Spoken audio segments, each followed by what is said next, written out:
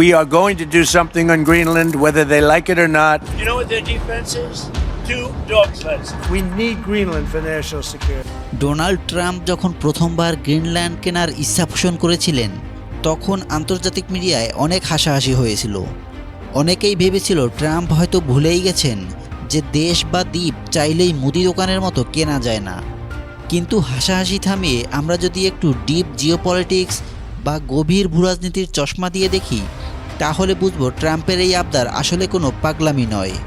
এটি আমেরিকার অস্তিত্ব এবং সুপার পাওয়ার হিসেবে টিকে থাকার একটি মাস্টার প্ল্যান। কেন গ্রিনল্যান্ড আমেরিকার জন্য ডু অর ডাই ইস্যু? চলুন পয়েন্ট ধরে ধরে গভীরে যাওয়া যাক। বর্তমান দুনিয়ায় যার কাছে ডেটা বা চিপ আছে সেই রাজা। আর এই সেমিকন্ডাক্টর চিপ বা ইলেকট্রিক ব্যাটারি কিংবা ফাইটার জেটের স্কিন এবং গাইডেড মিসাইল সব তৈরিতেই লাগে 17টি বিশেষ মৌল, যাকে বলা হয় রেয়ার আর্থ মিনারেলস। দুর্ভাগ্যজনকভাবে এই মুহূর্তে বিশ্বের প্রায় 80 থেকে 90% রেয়ার আর্থ সাপ্লাই চেইন চীনের দখলে। চীন যদি কালকে আমেরিকার উপর এই সাপ্লাই বন্ধ করে দেয়, আমেরিকার সামরিক ইন্ডাস্ট্রি এবং সিলিকন ভ্যালি অচল হয়ে পড়বে। মজার ব্যাপার হলো গ্রিনল্যান্ডের বরফের নিচে সুপ্ত আছে বিশ্বের অন্যতম বৃহত্তম রেয়ার আর্থ মিনারেলসের রিজার্ভ। আমেরিকা চাচ্ছে খনিজ সম্পদের জন্য চীনের ওপর নির্ভরশীলতা শূন্যের কোঠায় নামিয়ে আনতে। গ্রিনল্যান্ড আমেরিকার হাতে থাকা মানে প্রযুক্তি যুদ্ধে চীনের সবচেয়ে বড় অস্ত্র ভোঁতা করে দেওয়া। আমরা ছোটবেলায় ম্যাপে দেখতাম উত্তর মেরু মানে শুধুই বরফ, কিন্তু গ্লোবাল ওয়ার্মিংয়ের কারণে সেই বরফ গলছে। এর ফলে তৈরি হচ্ছে নতুন সমুদ্রপথ। রাশিয়া এবং চীন ইতিমধ্যেই এখানে বিশাল খেলা শুরু করেছে। রাশিয়া তাদের উপকূল বরাবর সামরিক ঘাঁটি বানাচ্ছে এবং পারমাণবিক শক্তিচালিত আইস ব্রেকার নামিয়েছে। চীন নিজেকে নিয়ার আর্কটিক স্টেট ঘোষণা করে পোলার সিল্ক রোড বানানোর পায়তারা করছে। গ্রিনল্যান্ড হলো উত্তর আটলান্টিক এবং আর্কটিকের সংযোগস্থল।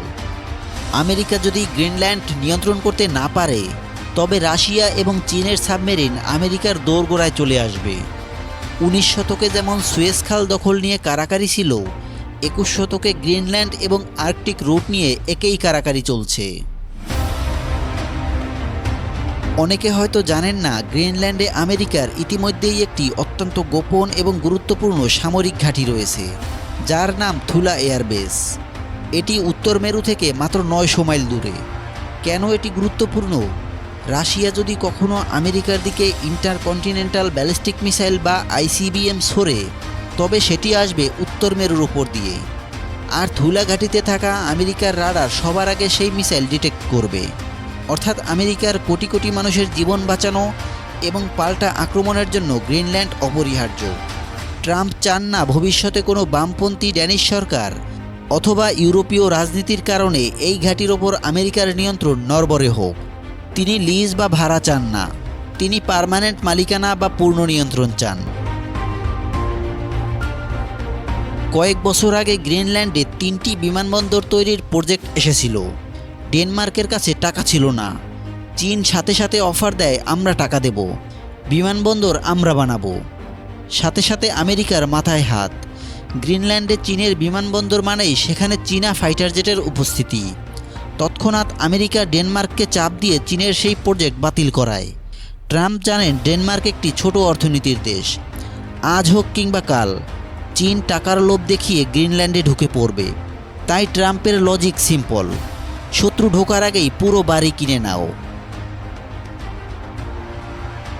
1823 সালে আমেরিকা ঘোষণা দিয়েছিল, উত্তর ও দক্ষিণ আমেরিকায় বাইরের কোনো শক্তির নাক গলানো তারা সহ্য করবে না।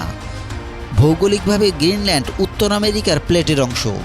তাই ট্রাম্প প্রশাসন মনে করে গ্রিনল্যান্ড ইউরোপের অধীনে থাকাটা একটি ঐতিহাসিক ভুল। 1917 সালে আমেরিকা ডেনমার্কের কাছ থেকে ভার্জিন আইল্যান্ডস কিনেছিল। 1946 সালে হ্যারি ট্রুম্যান গ্রিনল্যান্ড কিনতে $100 মিলিয়ন অফার করেছিল। ট্রাম্প আসলে সেই পুরনো আমেরিকান সাম্রাজ্যবাদী নীতি নতুন করে সামনে এনেছে। সবশেষে বলা যায়, ট্রাম্পের ধারণাটা হয়তো ব্যবসায়ীর মতো। তিনি রিয়েল এস্টেট ডিলের ভাষায় কথা বলেন, এটাই মানুষের হাসির খোরাক যোগায়। কিন্তু বিষয়টির মেরিট বা গুরুত্ব হাসির নয়।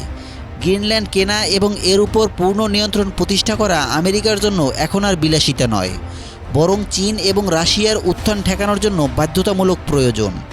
সামনের দিনগুলোতে ডেনমার্ক হয়তো জমি বেচবে না, কিন্তু আমেরিকার চাপে গ্রিনল্যান্ডে তাদের সামরিক এবং অর্থনৈতিক নিয়ন্ত্রণ যে আরও বাড়বে সেটি নিশ্চিত করেই বলা যায়।